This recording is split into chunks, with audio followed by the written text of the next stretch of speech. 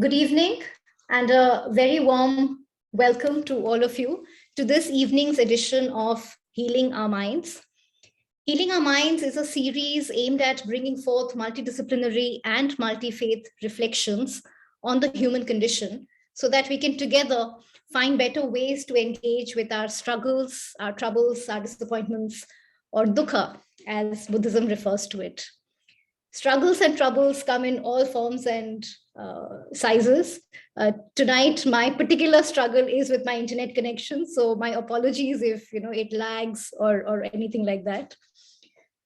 To find a solution for tonight, we're turning to the Vedanta, and we're honored to have with us today Swami Sarvapriyananda, who is the minister and spiritual leader of the Vedanta Society of New York since January 2017.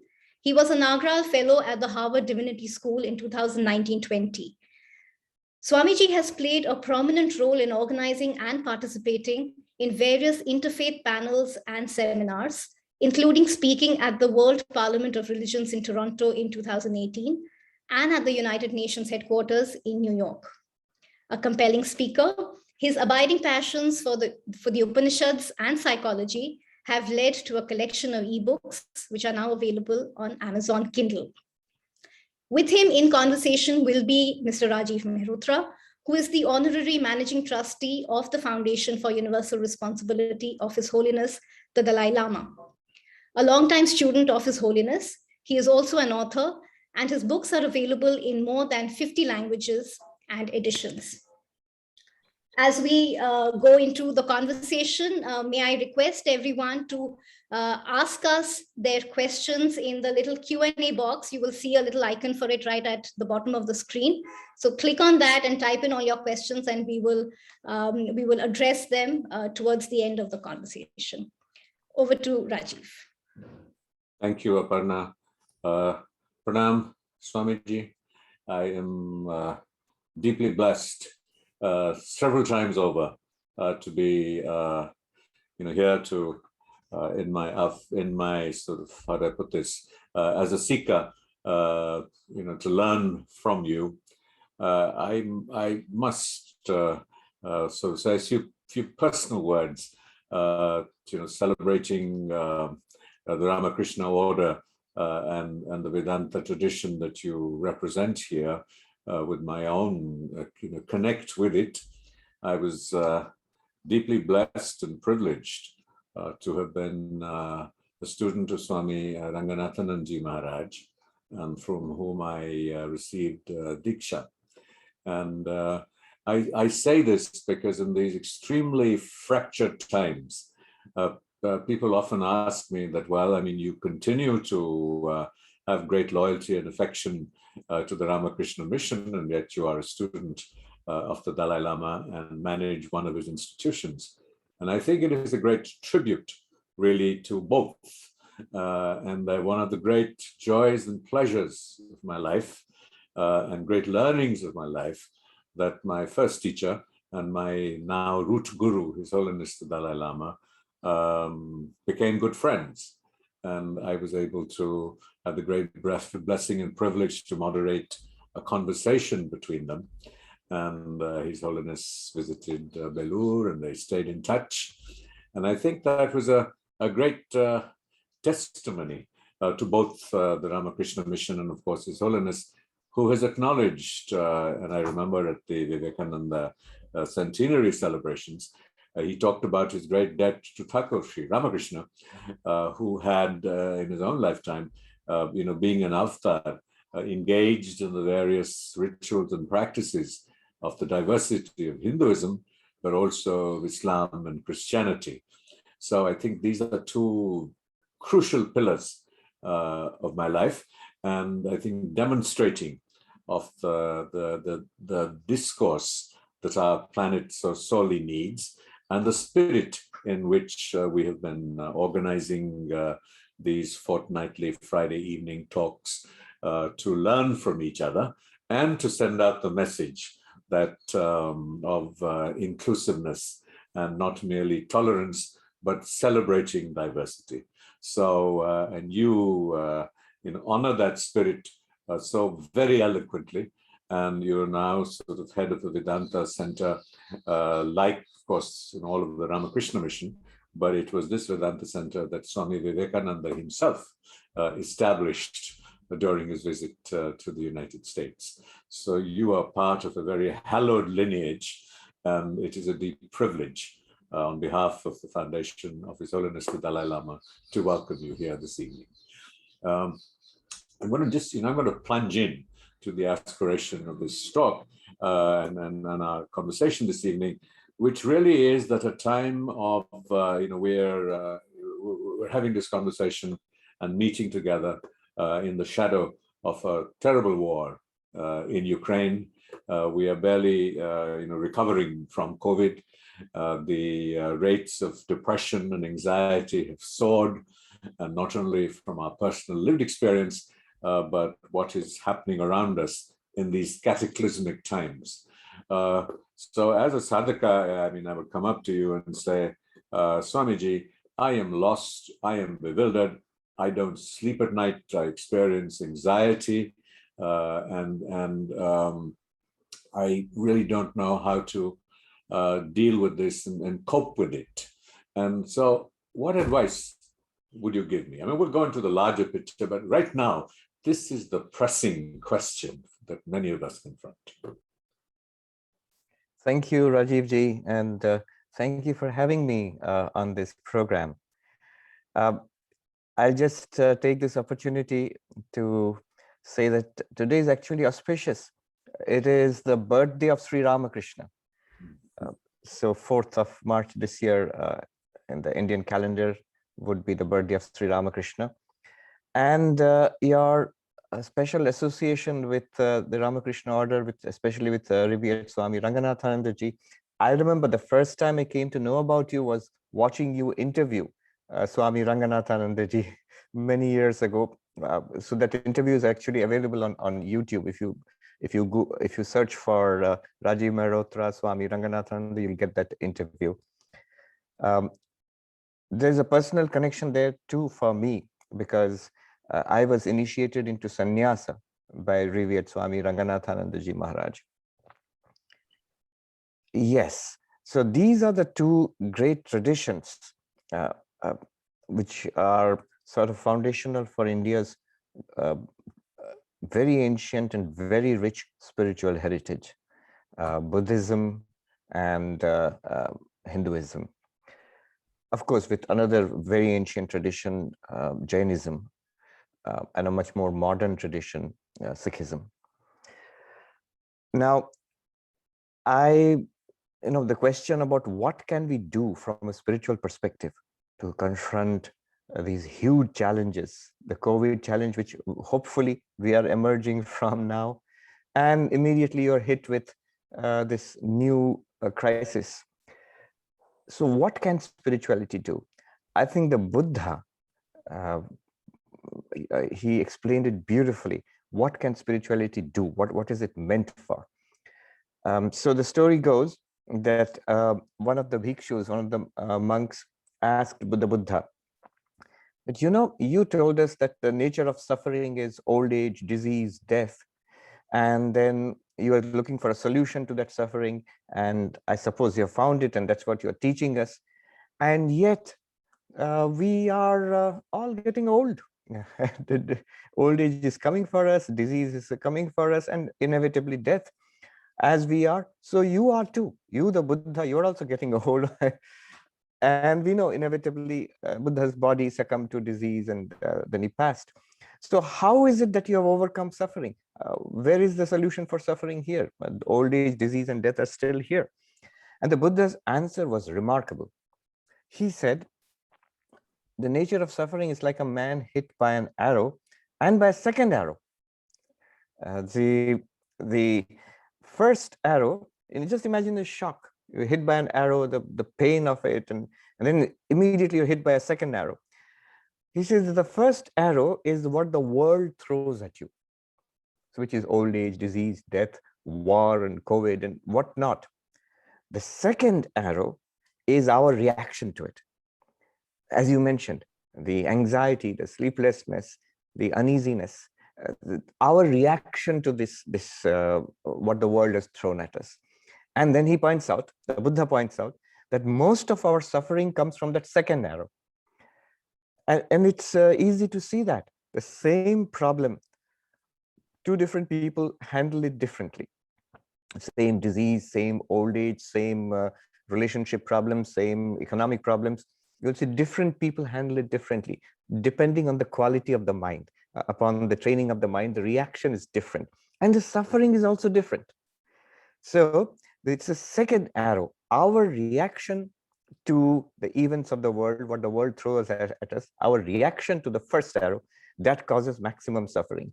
And the Buddha said that what I have taught you will help you to overcome the suffering caused by that second arrow, not the first one. The first one will continue to happen. Like a gentleman, he said, I can't do much about the first one. So this is the nature of all spirituality. What spirituality can do and what it cannot do is these two arrows and deal with the nature of suffering, which is actually caused by the second one, our reaction to what is happening. I think the challenge, Swamiji, is that yes, we are impatient. And when the second arrow strikes, we are already, in a sense, felled and find it very difficult and challenging to get up and prepare for the other second arrows that will follow. And people would say, well, it's all very well to say this is Maya or Shunya or whatever our philosophical framework tells us. So this is karma. I mean, right now I'm desperate. These arrows are hitting me left, right, and center. And you're a minister, and you must be getting people, who are coming in at this time in this sense of desperation. And so, very often we anguish about what is it that we can say and do. I mean, I must sort of, as a suffix, say, of course, you're absolutely right. And, who am I to say you're right? You are. And in my limited understanding, that it is about training our mind.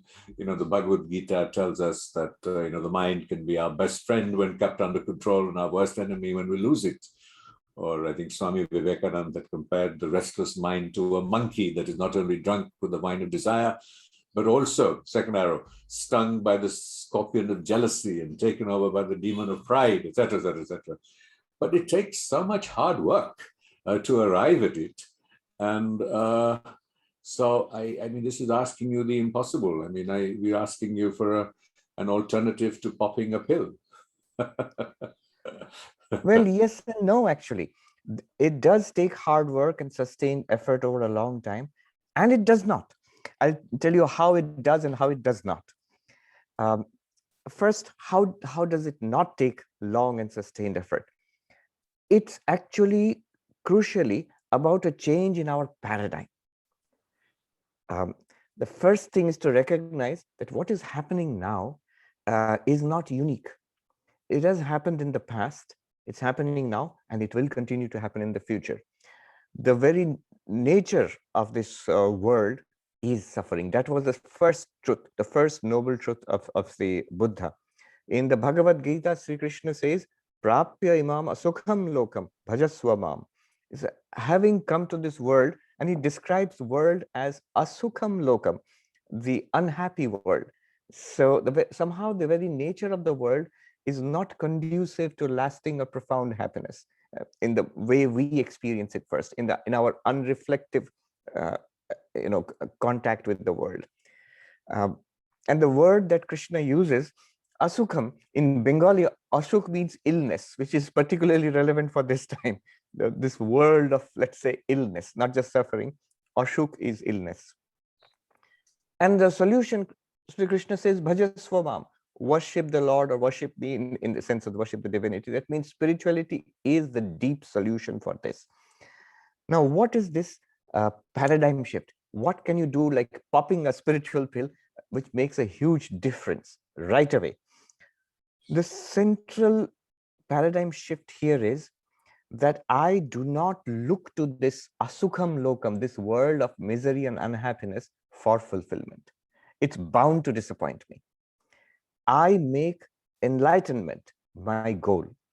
What the Buddha's quest was, what in today's age Vivekananda's quest was what transformed Narendranath Datta into Vivekananda. That becomes my quest. And it's not too big a thing. You might think, oh, Buddha, Vivekananda, it's tremendous beyond our capacity. It isn't. In fact, in Buddhism, in Jainism, Hinduism, everywhere, moksha, nirvana, or kaivalya, they are all, these are actually the goal for all human beings. So it is entirely within our reach. And in fact, not only should we aim at it, we must aim at it. That's seen as, typically it's across these traditions, that's seen as the goal of human life. Now, the moment we do that, that enlightenment is my goal, moksha, nirvana, God realization, whatever you call it, that is my goal, a huge change comes in my perspective. Then I am not looking to this world, to this particular limited life for for my entire satisfaction. That if things go well for me, then I'll be happy. If everybody treats me nicely all the time, then only I'll be happy. But when you state it outright like that, it sounds silly. But that's somehow our implicit assumption, in our minds, that things must really go well for me. It will not go well for us. It is again the central insight of Buddhism, that this is a world of continuous change, a world of flux. And notice, our happiness, when we depend on this world for our happiness, then it depends on a particular set of circumstances. My health must be good, I must be young and handsome and beautiful, and people must be nice to me, and I must be rich, and I must have lots of Facebook likes, and so on. There's a whole list of things which must be perfect for me to be happy.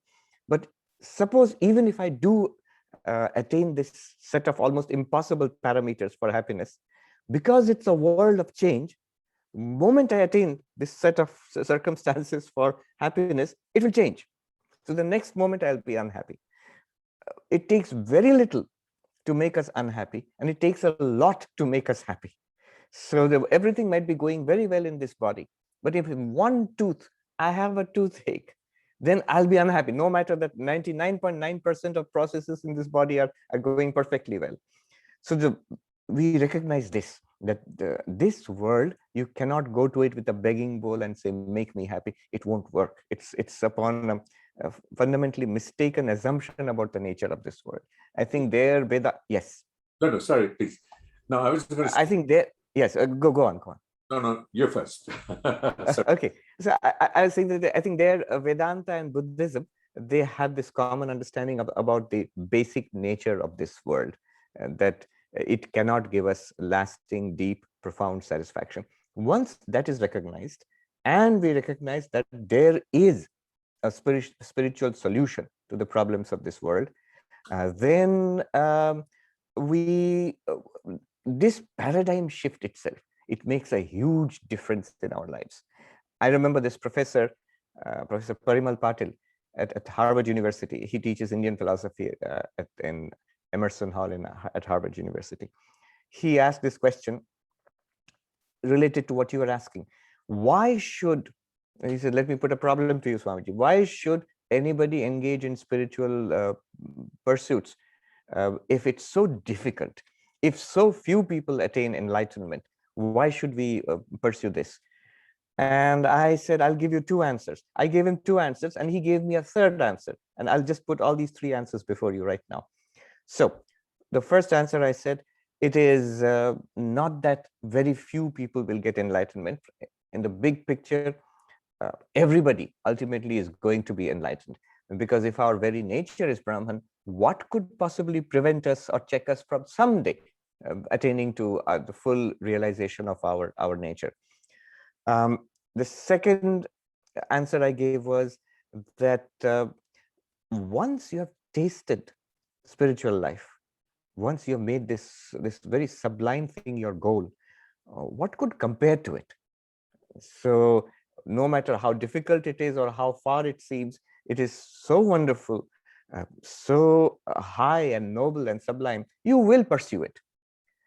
And then he gave a third answer. He said, these two are very good, but they're rather theoretical. The professor said, I'll give you a practical reason why one should pursue this spiritual life. It's because quite apart from that ultimate goal of nirvana, moksha, whatever it is, you get benefits from this day to day throughout our lives. And this is what really keeps people on the spiritual path. The daily benefits of meditation, of scriptural study, of reflection, of devotion, of service. The benefits, you don't have to wait till some ultimate metaphysical goal of nirvana or moksha is attained. You get benefits in terms of peace, of meaningful existence, of being blessed yourself and being a blessing to others. So yes, this is what I wanted to share. The first thing is this paradigm shift. Who am I? I am not just this one individual among many, buffeted by the ever-changing winds of this ocean of samsara. I am a spiritual seeker. This internal shift. I think almost everybody here, even if they don't put it in these terms, almost everybody who is attending a program like this would have made this choice somewhere, either deliberately or unconsciously, have sort of come into this path. Yes. So I was going to say that what you're really saying is that if we can recognize the true nature of reality, and the true nature of reality is been sort of covered by a veil of ignorance. And so if that veil of ignorance is lifted, then we see the true nature of reality. The first arrow that strikes, and then we can reach out to the second arrow.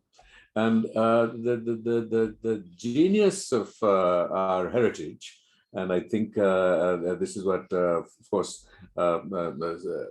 Thakur was doing through all his sadhanas, was demonstrating the practices that make it possible, that it is not enough to be told that this is so, because then that is in the realm of knowledge. It has to move to understanding and realization so that it becomes a reflexive response. Because very often, when we are in the sort of, how do I put it, there's a wonderful phrase called spiritual materialism. When we are sort of, drowning in spiritual materialism and the idea of it, or the image of it, or the externality of it, when confronted with that provocation of the second arrow, we panic. And so it is a long process. I mean, there may be payoffs as on the way that we feel stronger and better. So I was looking for some. Of course, Swamiji has sort of most eloquently, summed up, for our times, the four yogas of, Bhakti Yoga, Karma Yoga, Raj Yoga, etc. And so that depending on our mental proclivities, we take different paths and different methods to be able to experience that. And in a sense, that is what the Buddha was doing, that he engaged in the sadhanas of his time, sat down under a tree and engaged in another kind of sadhana, that he saw the true nature of reality, which he then found difficult to articulate. And one of the great traps for practitioners is to get stuck with the concepts and without them having translated into the lived experience of the true nature of reality. And so you had Thakur engaging in the practices that would yield to that. And then Swamiji, who was sort of spreading the message out into the larger world, sort of elegantly sort of articulated them in these four yogas. So give us a sense of the method. Because like earlier on said, and philosophically we can say, well, I understand that everything, so much is the projection of the mind. I understand the problems of the mind, but I don't know what to do. And how do I change this paradigm? And the strength of our civilizational heritage is to provide the methods to do that. You're right. In fact, Sri Ramakrishna and Swami Vivekananda, if nothing else, they were very practical spiritual masters. So what mattered to them was how can we actually implement these things in our life, get the benefit of it right here and now, quite apart from the metaphysics and the dialectics of it all. So Swami, as you said, Swami Vivekananda's famous definition of religion is the manifestation of the divinity already within us. And then the methods immediately moves on to the methods. You can do it by philosophy, by which he means Jnana Yoga, the way of knowledge. You can do it by love, by which he means Bhakti Yoga, the way of devotion. Or by, he says, by psychic control, by which he means Raja Yoga, or the path of meditation. And then Karma Yoga, he says you can do it by service, by good works, by altruistic living. Or he says by one or more or all of these, by a combination of all these yogas, and be free. And he says this is the whole of religion. Books, temples, doctrines, and churches are secondary details. Now let's take, with your permission, we'll dwell on each of these methods a little bit in detail, so to get a feel for how they are unique and how they can be combined and straight away in our lives. But again, with the background, what I said earlier is that internal paradigm shift, that I now internally define myself as a spiritual seeker. Having realized the nature of this world, now I take up these methods. Otherwise, what happens is, if I'm still a world seeker, a seeker of this material, seeker of satisfaction from materialism, then even these yogas will be pressed into service of materialism. So, having decided that I am now a seeker of enlightenment, of nirvana, whatever it is, then I engage in these practices. So these are broad practices. You will notice at least 3 of them. The Jnana Yoga, it is related to the cognitive aspect of our psychology, the cognitive powers within us, the ability to know and understand. The Bhakti Yoga, it is related to the affective domain of the human psyche, the feelings, the emotions. And then Karma Yoga, which is related to the cognitive, the will, the ability to do something.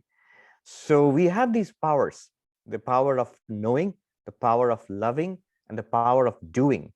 And they are harnessed, they are now channeled into spiritual life by these methods. Behind it all is the power of yoga or meditation, the power of focus. All right, let's quickly take a look at each of these 4 aspects. Let's start with Karma Yoga, which was a special favorite of Swami Vivekananda's.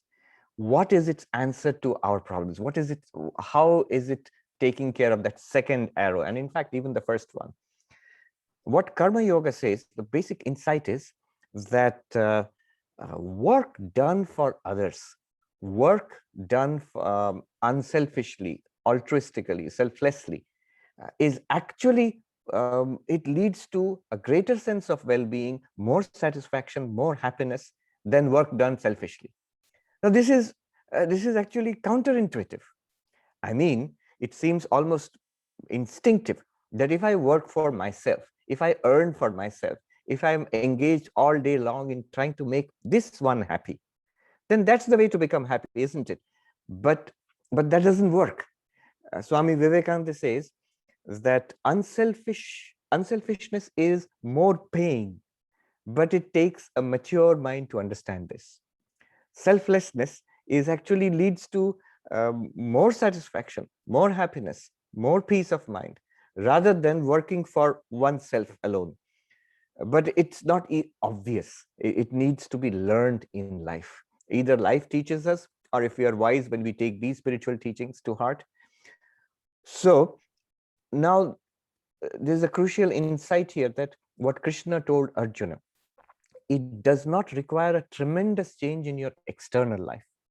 I mean, do I have to, change my suit of clothes and put on a gerua like a Swami and sit in an ashram? Then only am I a yogi?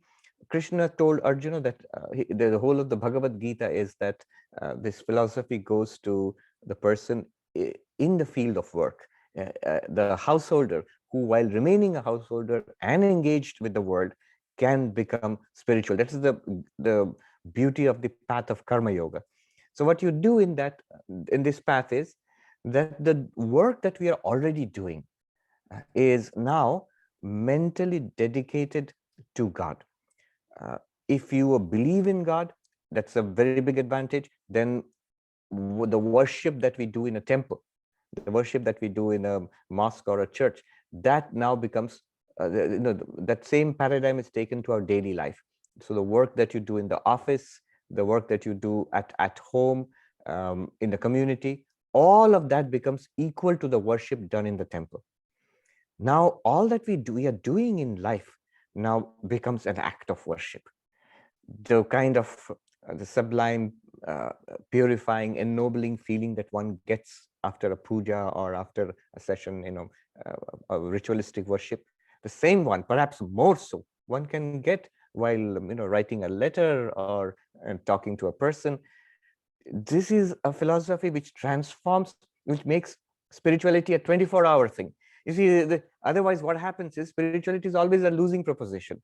For a person who is working hard in the world, has to take care of a family and obligations to the community and society, there is very little time and energy left over if spirituality is one more add-on.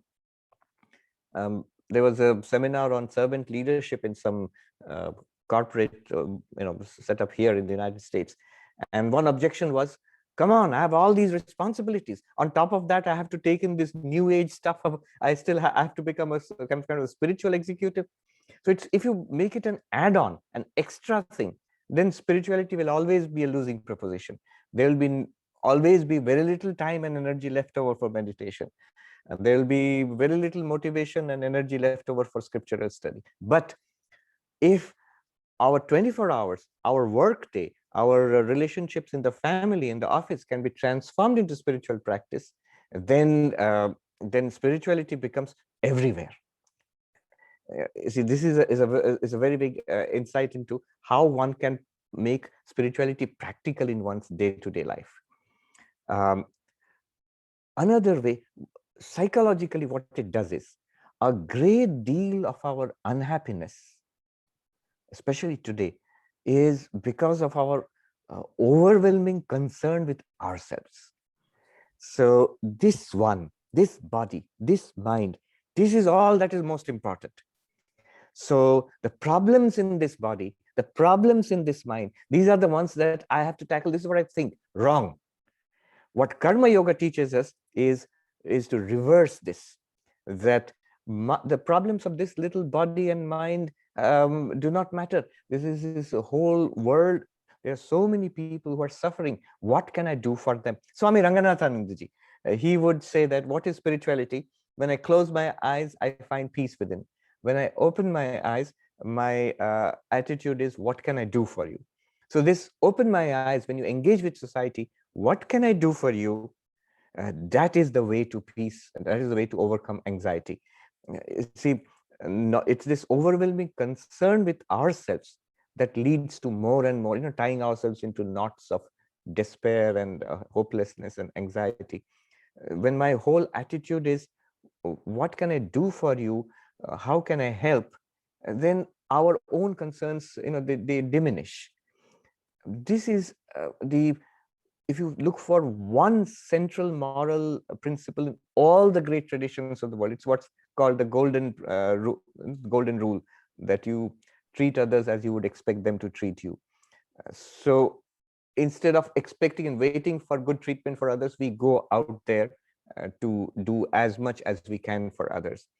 And miraculously, magically, we find our own despair diminishing. We find our own anxiety for our own sakes diminishing as we are engaged in this kind of action. Yes. I'm going to just interrupt, I think, because there are a couple of very sort of crucial issues that you raised.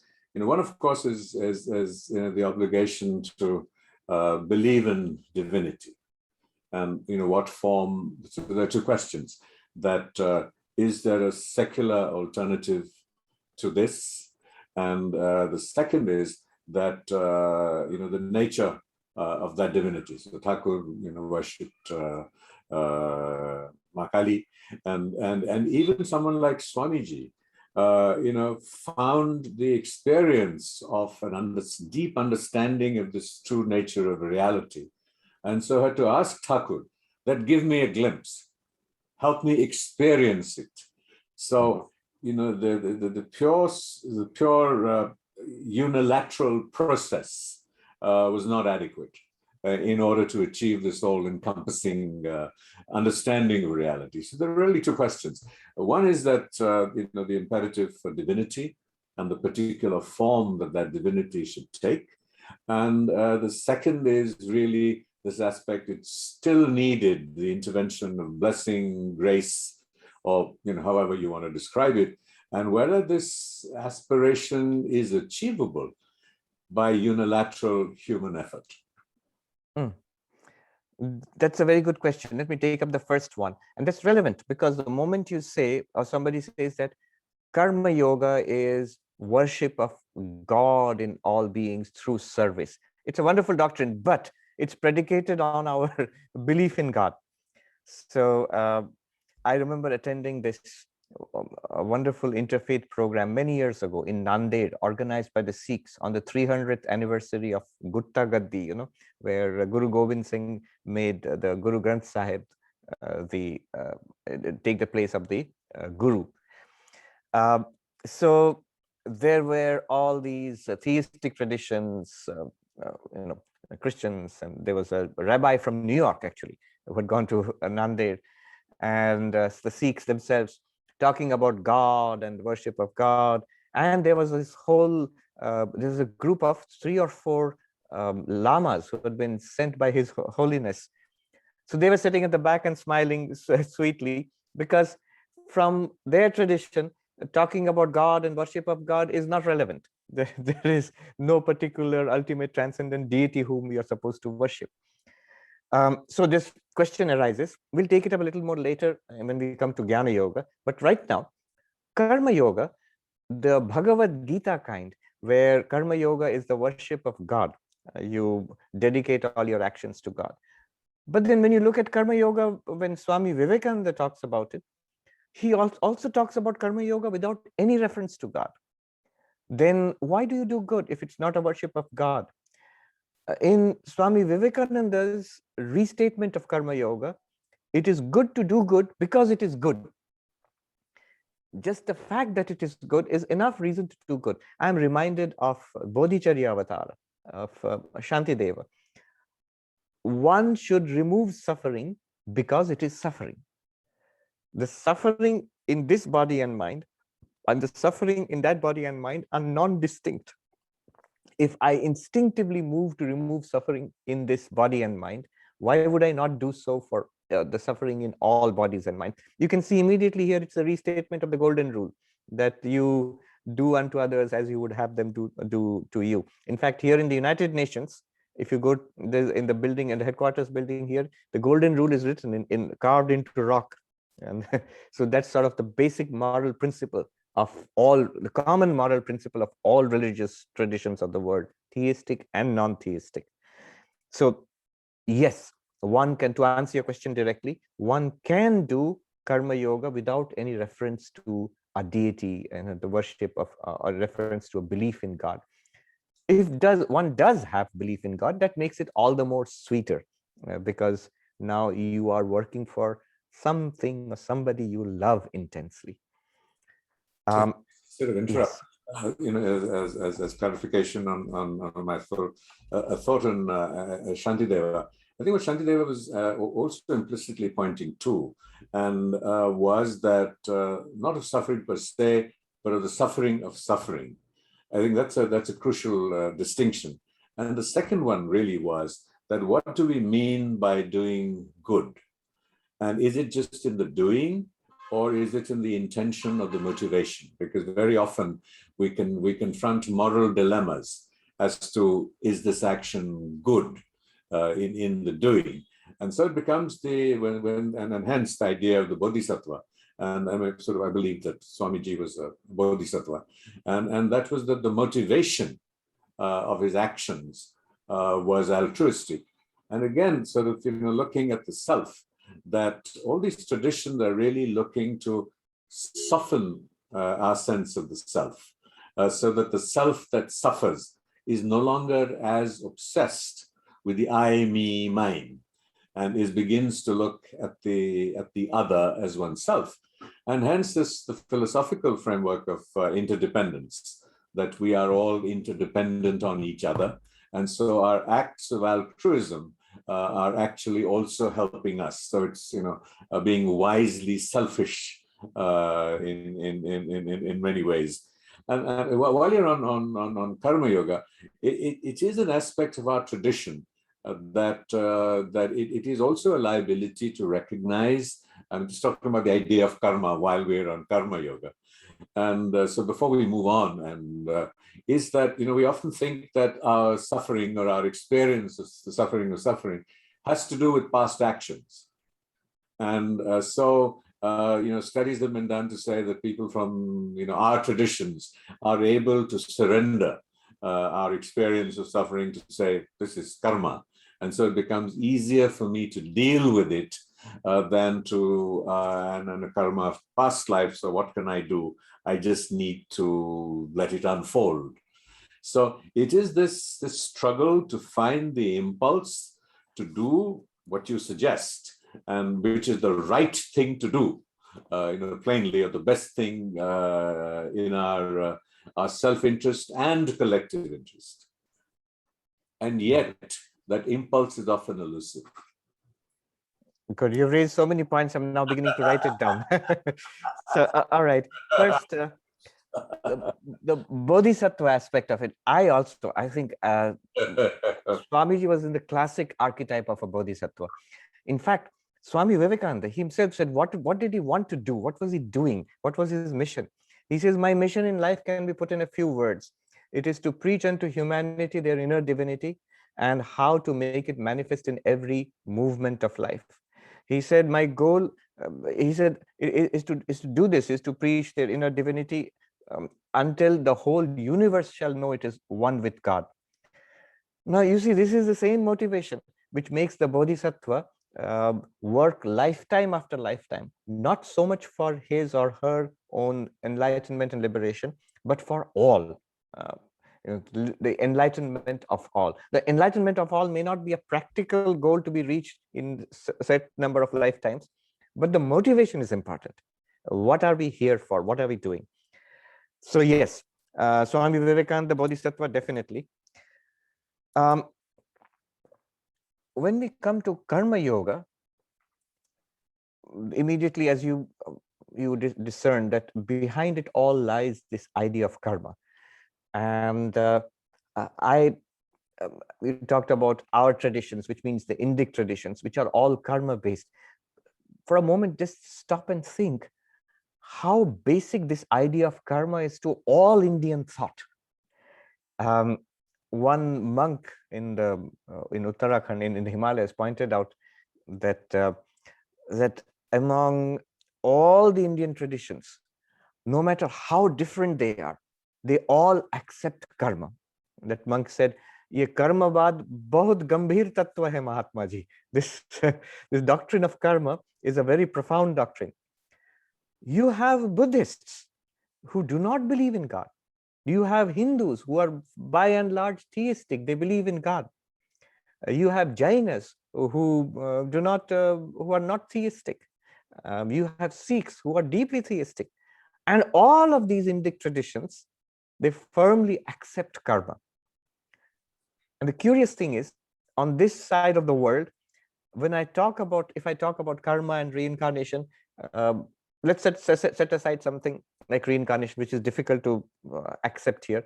Even karma, I am still puzzled why people here are puzzled about karma, because it is so axiomatic to our way of thinking. After all, what is karma? It's causality. It's causality applied to human life. Is there an element of faith involved? There is, but it seems pretty reasonable.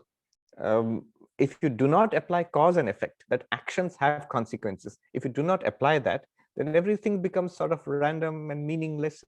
So it's a pretty reasonable doctrine to accept that things actions have consequences, causes have effects. Now, one way of a wrong way of looking at it would be, so whatever I'm doing here has been produced by my past actions, and what can I do about it? A fatalistic approach. Swami Vivekananda was strongly against that kind of interpretation of karma. He had a very positive approach to karma. He said, what we are today is what we have made of ourselves. And what we do now goes to determine what we will be in future.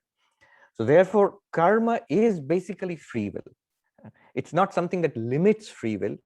Practically, it may seem to do so, but it is the exercise of free will leading to this. We literally make our own destiny, not as a matter of rhetoric, not as something nice to believe, but that's what's going on all the time. We have spun this web in which we find ourselves trapped right now. All right. Now, what do we do in karma yoga, this doing good? What is it just the removal? What kind of suffering are you working to remove? Swami, the question is like this: people are hungry or people are sick. Is that the suffering you're trying to remove? Or if you look at Vedanta, Buddhism, they would say the root of all suffering is ignorance of our real nature. And are you working to remove that? Somebody might say that I am not really engaged with the surface symptoms. I'm going to the root of the disease and I'm trying to remove that.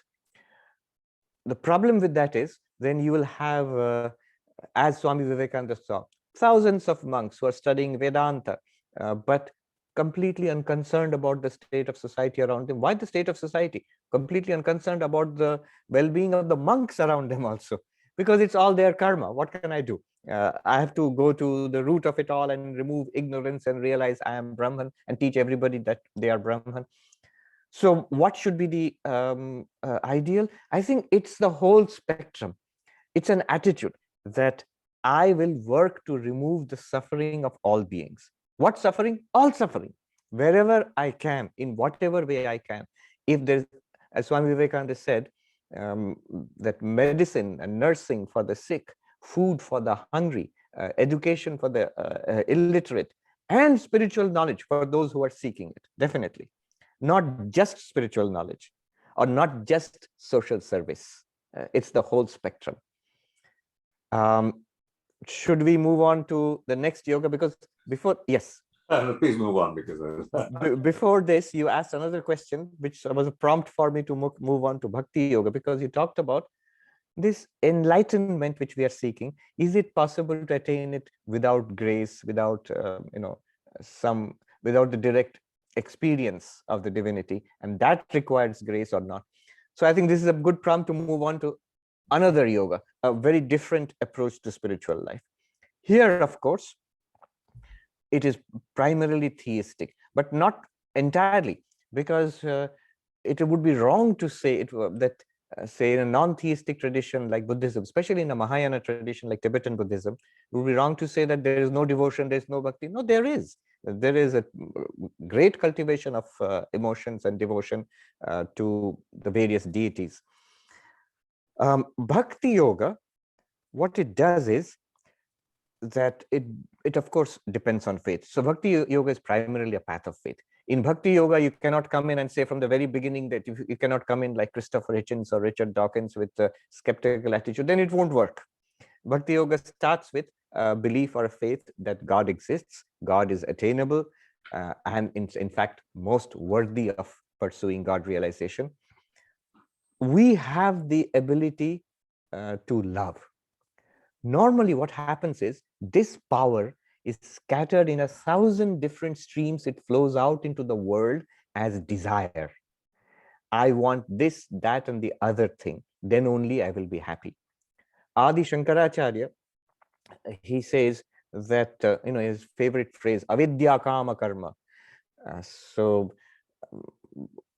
our deep ignorance of our real nature as Brahman, that we are already infinite and full, we don't know that. We see ourselves as incomplete.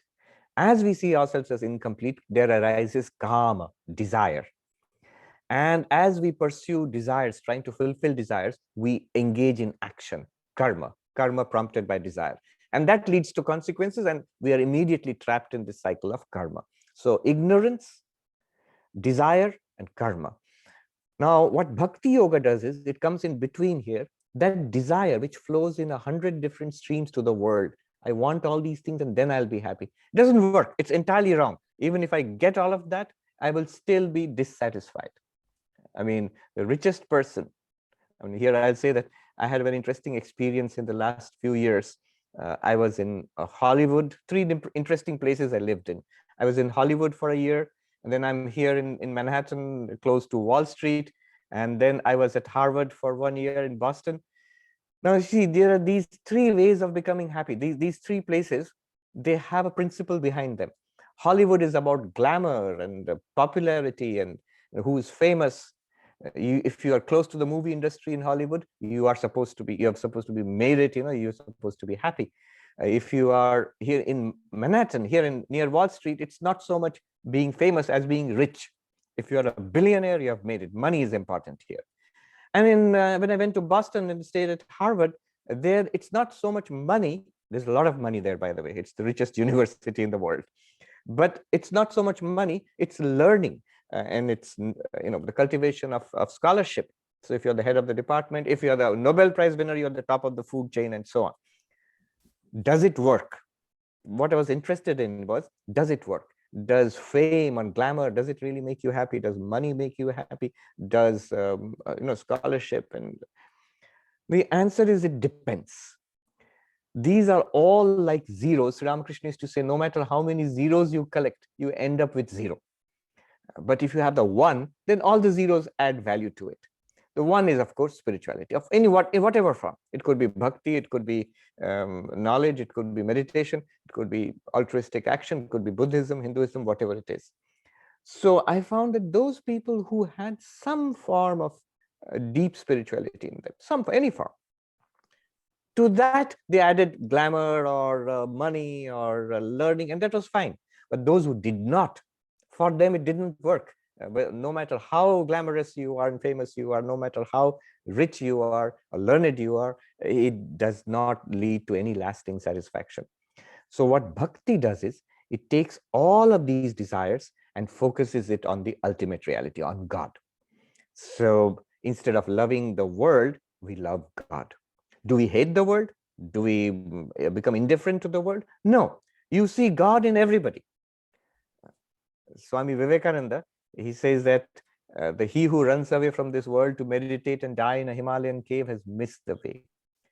He who plunges headlong into the vanities of the world has also missed the way. Then what is the way? The way is to see God in everything. This is to deify life itself. Who you are with, where you are, there you see God in everybody. So the love of God and the love of all beings through God, in and through God, that is bhakti yoga.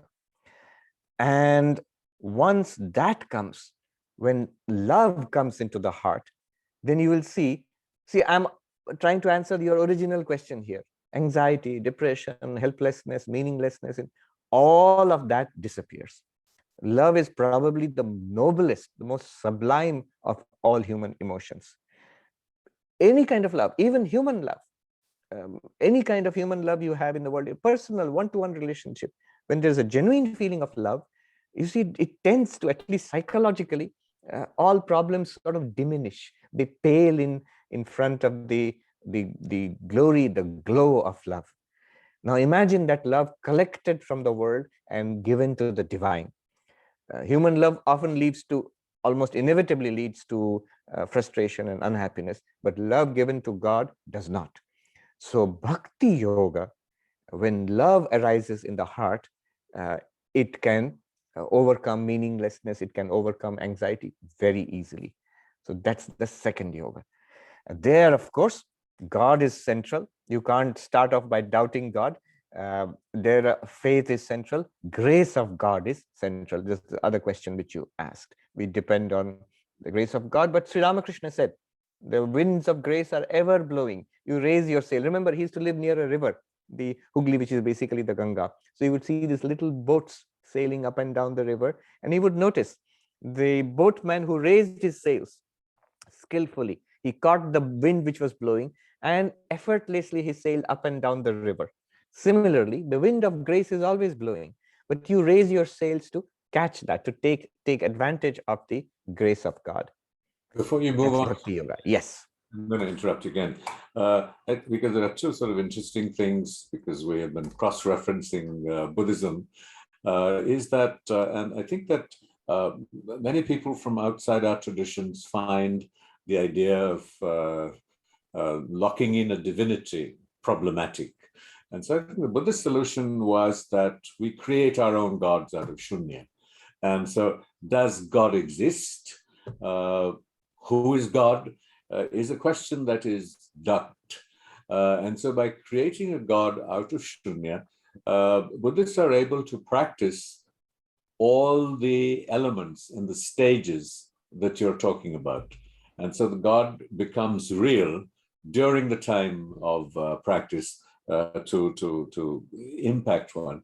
And at some point, as you know, time races by and you have two yogas to cover, is that I think that we frequently refer to enlightenment, and so the question often begs itself: what is enlightenment?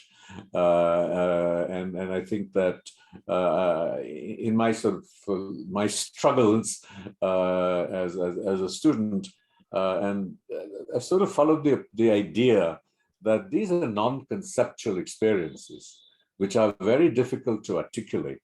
And in my own struggles in meditation, you perhaps have a little time for Raj Yoga.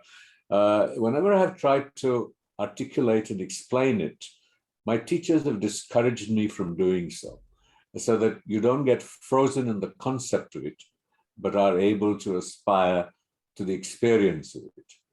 So when you hold forth the ideal of enlightenment as the destination of all of this, what do we say to our brothers and sisters, including me, that enlightenment is? We may be able to say what it may do for us, I don't know. So please weave that in. I think that's a very important, because it remains ambiguous and fuzzy, as some kind of, blissed out, or from Timothy Leary, what people did with psychedelics and they had these experiences or whatever it was. So what is this thing that we're aspiring to that everybody talks about? Right. That gives me the perfect cue to move into Jnana Yoga, actually, which is really my favorite, as people might guess from most of my talks. So I'll spend some time on that before we briefly touch upon Raja Yoga. Now, from a Jnana Yoga perspective, it is in some sense the polar opposite of the Bhakti Yoga perspective. Remember, we are all moving towards that same reality, whether through Bhakti or Jnana. But what the Jnana Yoga does is, it does not expect us to start with faith in a deity, faith in God. It says, just look at your own experience. It's interesting to contrast, say, the mystical yogic path with the path of philosophy or knowledge, or the Jnani's path. What is the contrast? The yogic path, in contrast to the bhakti path, says that, no, not faith, experience. So like Vivekananda was the classic yogi. He goes to Sri Ramakrishna and says that, can I see God? Vivekananda used to say, if I have an immortal soul, I must feel it. If God exists, I must be able to see God. Now, what's underlying that? It's the cry for experience. And that's peculiarly the spirit of our age. It's not really an age of faith. It's too late and in the day to demand unquestioning faith. But experience is what people would, they would, as you said, Timothy Leary and others, even in their wildest experiments, what they were looking for was experience, mystical experience. In contrast to the yogis' search for mystical experience to confirm the truths, the truth claims of religion, in contrast to that is now we have a third approach, bhakti approach, yogic approach, the jnani approach. The jnani approach is not mystical experience. Mystical experience also, but more importantly, ordinary, quotidian experience, our day-to-day life. The big advantage here is, if you claim mystical experience, the problem is mystical experience is not shared by everybody. And a neuroscientist might come along and say that I have no doubt that you are experiencing it, but it's being caused by the drugs that are in your system and you are stimulating your brain cells, or it's a little stroke you have on one side of your brain and that's why you're getting this. A neuroscientist will immediately come and give his version of an old objection. What Sri Ramakrishna faced was exactly the same thing. There was a group of people who said, he's mad. He's just a madman. So the madman argument is basically translates into our 21st century neuroscience argument against the reality of spirituality, that it's something in your brain and that's why you feel you're perceiving it, but it's not true. It's not true because it's not shared. Whereas common day-to-day experience is shared. This is the elegant and powerful approach of Jnana Yoga. It says, forget mystical experience. Take your day-to-day experience, by which I mean the experience of waking, dreaming, deep sleep. By which I mean the experience of the basic structure of all experience, subject and object, drashta and drishya, or just the experience of being this sentient being, a physical existence, annamaya, a pranic existence, pranamaya, mental, you experience your own mind, manomaya, experience the intellect, the vijnanamaya, and the blankness beyond the intellect, the anandamaya. Just these experiences, which everybody has. It's just a human being, you have these experiences. And what Jnana Yoga does is, it takes just these experiences available to everybody and then leads us step by step to see the reality behind them.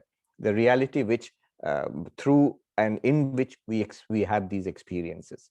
And that reality is, in Vedantic terms, Advaitic terms, is pure awareness or pure consciousness, chit, or which is synonymous with pure being, sat, which is synonymous with pure bliss, ananda, sat, chit, ananda, which is existence itself, consciousness itself, bliss itself. Here you will see, speaking to what you said, a difficulty of articulating it, we are already using words like sat, chit, ananda, pure being, pure awareness, pure consciousness, which is not a normal way of speaking. I mean, I can talk about a pen and paper and a cloth. These are things which exist. But if you say existence itself, what does it mean? We're already talking in metaphysical terms. And that's unavoidable because language was not meant to deal with this reality, the ultimate reality. Language comes much later. It's meant to deal with this world of our experience. But nevertheless, because it is our own reality, because it is self-luminous, it shines forth. In Upanishadic language, that shining, everything else shines. By its light, everything here is lit up. Tameva bhantam anubhati sarvam, tasya bhasa sarvamidam vibhati. Kathopanishad. Because it's self-revealing, it's not that it cannot be known without articulation. Even if you cannot express it in language, it's still evident.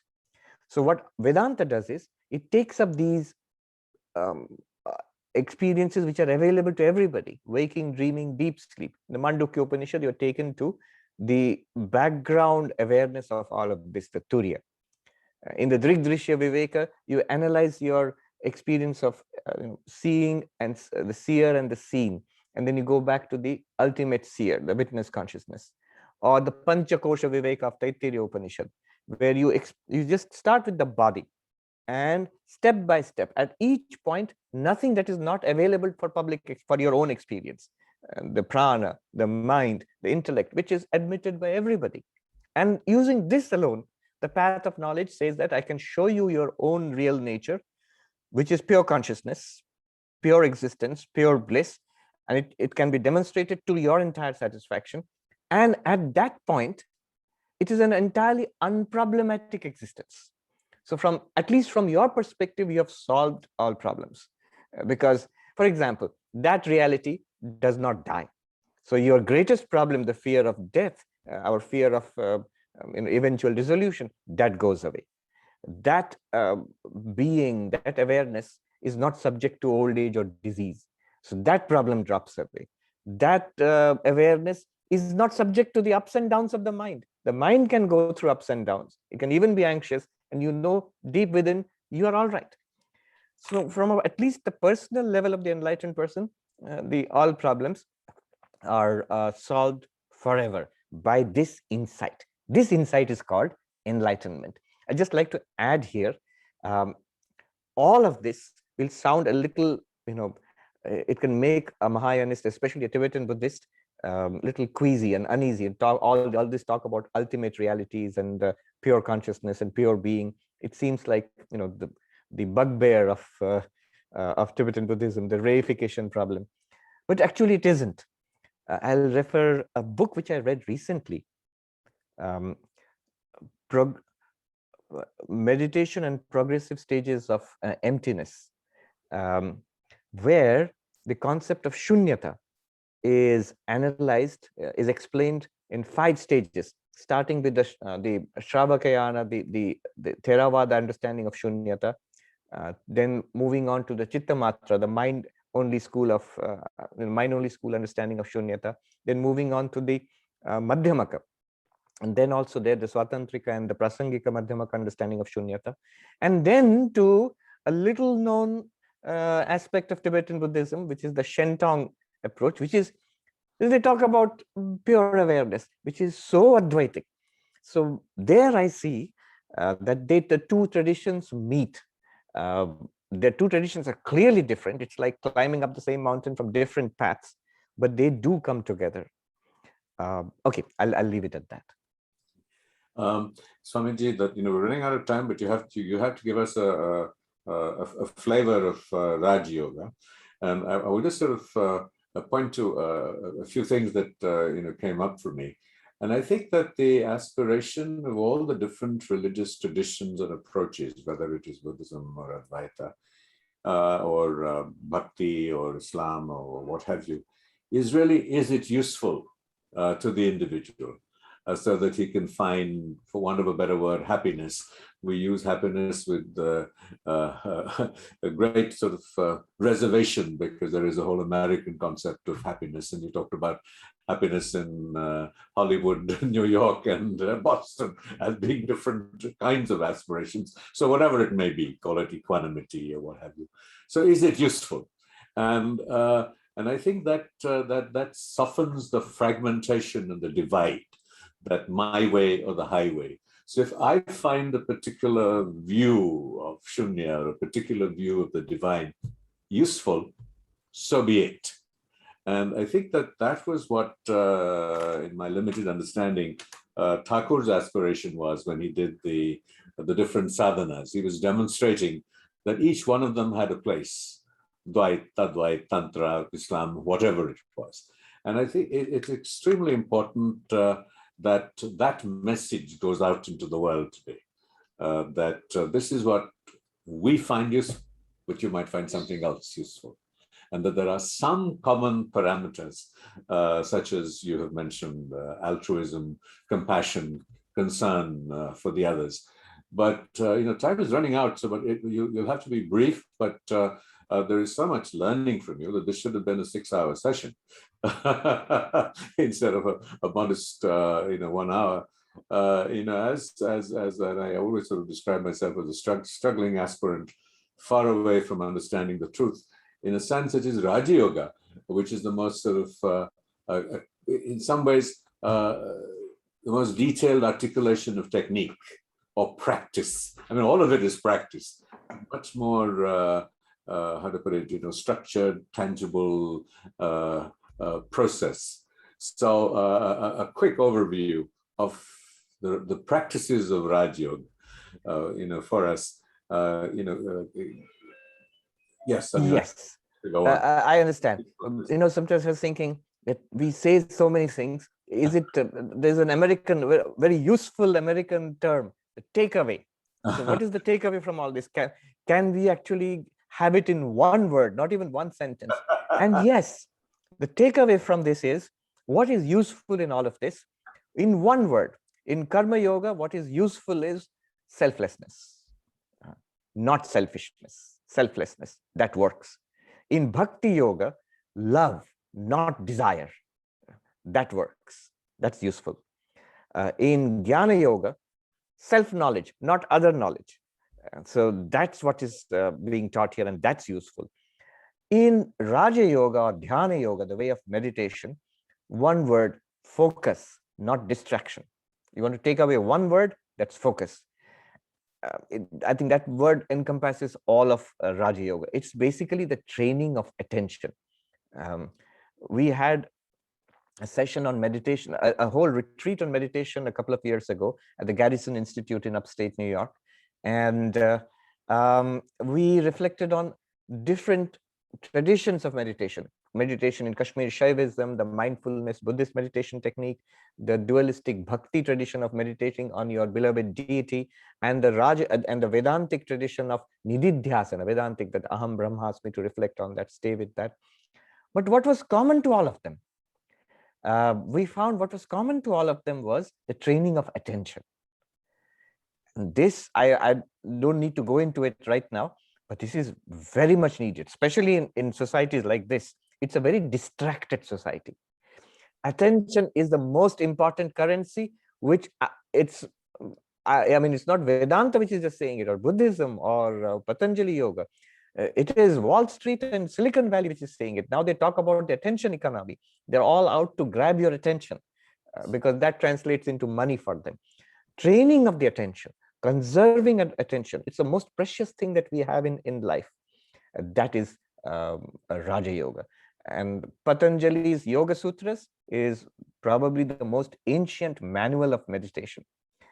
Just by the way, you talked about the medicinal practices which you'll be taking up. And I was thinking how interesting. Patanjali, in our tradition, the Rishi, the sage Patanjali, is supposed to be the source of 3 kinds of medicine. Medicine for the body, Ayurveda. So Patanjali is a great contributor to Ayurveda. Then medicine for the speech, for correcting wrong speech. Patanjali is famously known as the great commentator on Panini's sutras on Sanskrit grammar, the author of the Mahabhashya. So he corrects wrong speech, medicine for the speech. And medicine for the mind, the Patanjali Yoga Sutras, which is the manual of meditation. Yeah, so this is what I wanted to say. The temptation to keep you here all morning and all evening for us is huge, but I guess we have to be considerate and pray very hard that we will have you back for what really just feels like an appetizer, given your vast erudition, wisdom, and experience. It's over to Aparna. We have about 10 minutes. So we've already, sort of kept Swamiji here for far longer than we had promised him here today to go ahead. So a quick set of questions, and then I will just do a word of thanks at the end. Over to you, Aparna. Thank you. Thank you so much. We have lots of questions for you, Swamiji, but in the interest of saving time, I'm going to try and pick some of them, and my apologies because each of the questions are really interesting, but I fear that we will spend another, like Rajiv said, another 6 hours discussing all of them. So I'm going to try and stay with questions that, pertain more to what we spoke about already today. So there's one question from Dr. Vani Bajpai, who wants to understand a little more about the idea of karma. And I think in what we discussed right now as well was that, there are different ways to look at karma, but essentially it is cause and effect. But I think in the way in which it is commonly perceived or popularly perceived, it's almost like, it's a little stick that somebody is holding, to keep everybody in check, so when something bad happens to someone, we say, oh, that's the karma speaking, or if something bad happens to us, we're like, oh, what bad karmas did we do for us to have to go through whatever we're going through, right? So if you could speak a little more about the idea of karma and how perhaps we can take away this disciplinarian sort of, imagination that we seem to have about karma and to take it back to the space of cause and effect. Right. I'll just say one thing here. Swami Vivekananda, he used karma in a very positive sense. As I said, it is what we have made of ourselves. So if it is their bad karma that somebody else is suffering, then it's your karma to help that person. So karma is used in 2 senses, in sense of what we do and in the sense of the results of what we have done. So if somebody is suffering, you can't dismiss it by saying it's bad karma. It is your karma now to help. When this group of people, the Cow Protection Society, came to Swami Vivekananda and asked for his help in protecting cows, and he said, it's a noble cause, but I will first work for the suffering humanity. How about people in your province? They are at that time they're suffering from famine. And those gentlemen said, quite unconcerned, they said, oh, it's their bad karma. And Swami Vivekananda was furious at this. He said, if it is their bad karma to suffer, it's your karma to help. So yes, that would be my basic answer to this. I'd like to add to that. I think that in contemporary vocabulary, karma is seen as the imprints in our consciousness, the motivations behind our actions, which create predispositions for subsequent actions, and our subsequent experience, as Swamiji so eloquently explained, the subsequent engagement with what unfolds in our lives. So no karma is good or bad per se. If you look at it in the larger context, that the objective of the human condition is to go through a process of evolution through life's experiences so that we attain nirvana or enlightenment. So if we can begin to look at karma like that, it will soften our sense of karma being good, bad, or a judgment on who we are today based on what we were in the past. And also that causality is, karmic causality is often mistaken as being singular, that I do X and so Y follows. It is an accumulation, a cross-fertilization of different intentions in which when they fructify in action, they become much more intense. Right. Okay. We have another interesting question from Robert, who asks that, if this is, a world of illusion that we're living, everything is, then is not the decision to seek enlightenment just another form of that illusion? We replace other desires with the desire to get enlightened. Absolutely. But this is what will be called a skillful means. See, the basic fact is we are suffering. If we were not suffering, everything was perfect, then there would be no need to seek for anything else. But things are not perfect, and things have not worked out for us even after lifetimes of effort.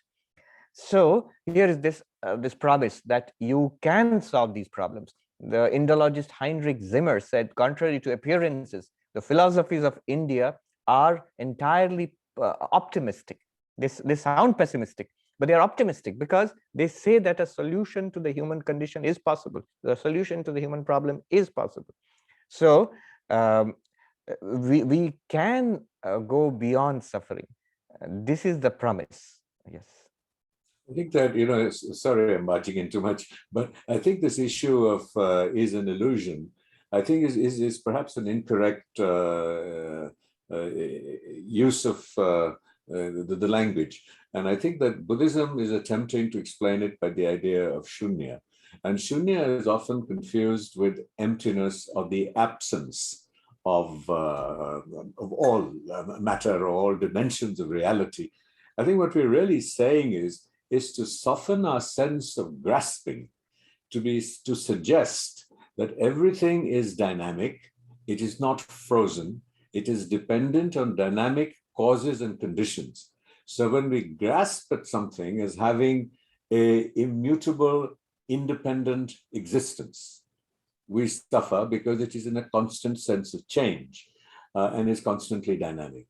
So I think it is because we misunderstand that, and we certainly don't experience it. Certainly I don't experience it in the realm of realization and only see it as knowledge, that I struggle with the sense of duality.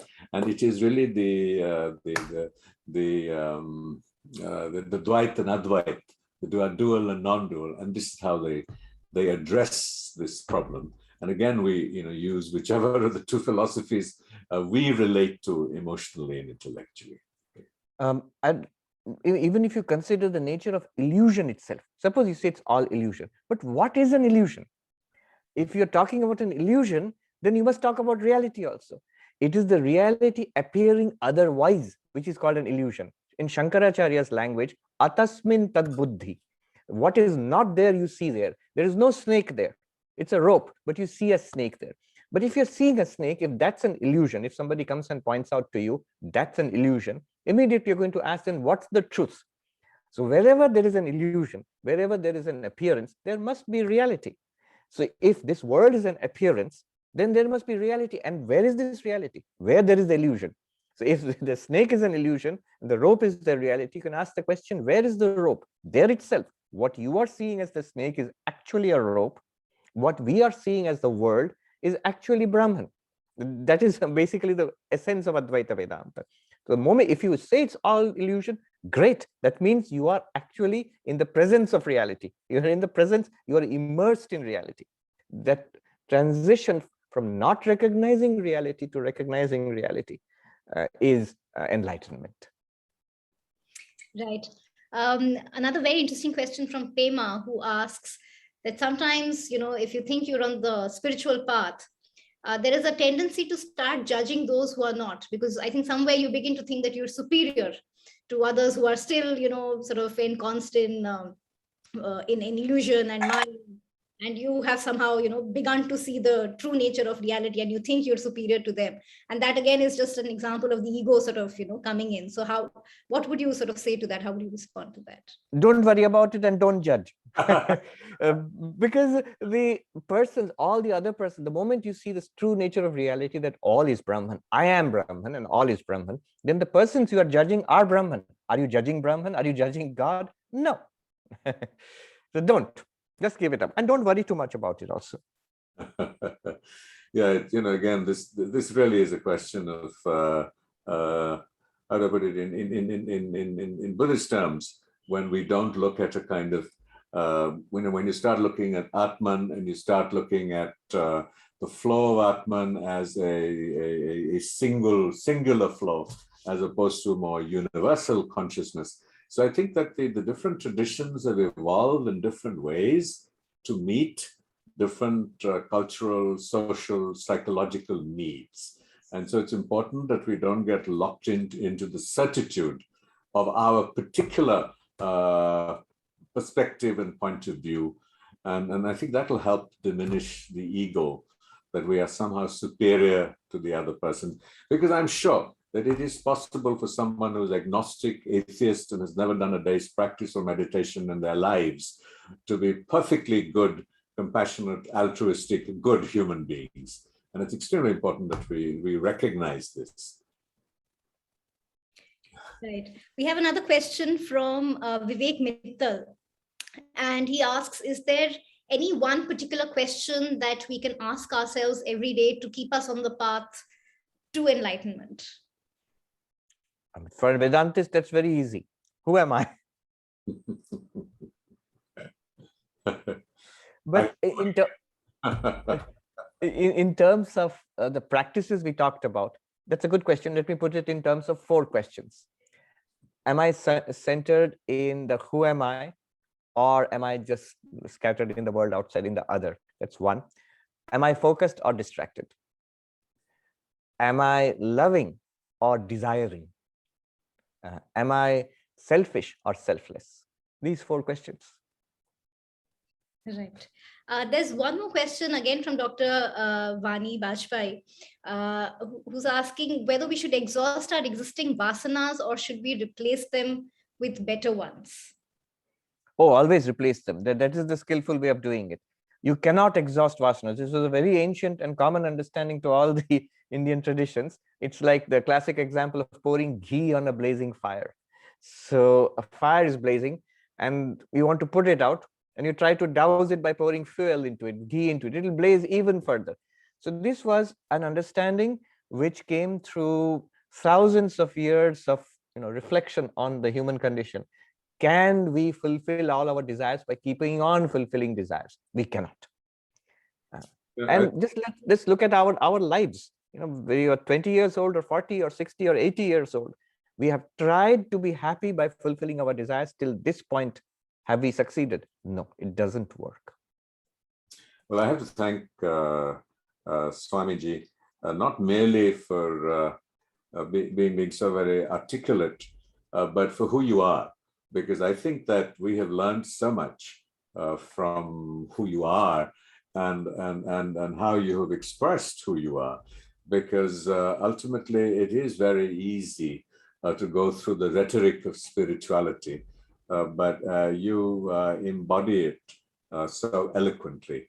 And I think that picking up from where you're located in Manhattan, and I have lived there, I just want to end with a quote from the Gita, which says, yoga is not for him who eats too much, nor for him who eats too little.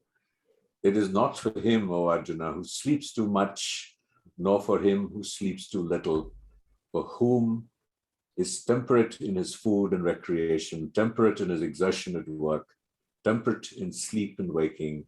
Yoga puts an end to all sorrow.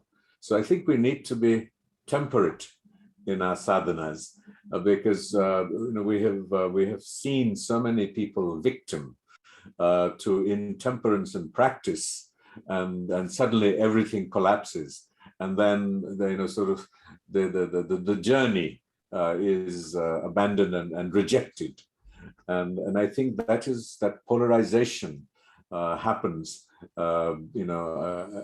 so often because we sometimes try too hard. And as I began this discussion, that I was seeking from you an instant solution, an instant answer. And I think what we have learned so much from you in the measured, patient way that you have shared your wisdom is that practice is not just in talking, discussing, or debating, but doing. It is in the doing, and the secret of all doing is just to do. And thank you for showing us so many parts. And I mean, I will just close with a request to say, I hope that we will have you back amidst us for a more extended conversation. And thank you very much, Swamiji. And as I started this discussion, it has meant so much to me personally, going back to my own roots and youth with Swami Ranganathananda, that I have been able to learn so much from you. And it almost seems as his voice resonates through you. Thank you. This has been Thank you for having me. And this is a delight. And we'll do it again. We'll do it again sometime. Great blessing. And thank you all for being a part of this journey of ours.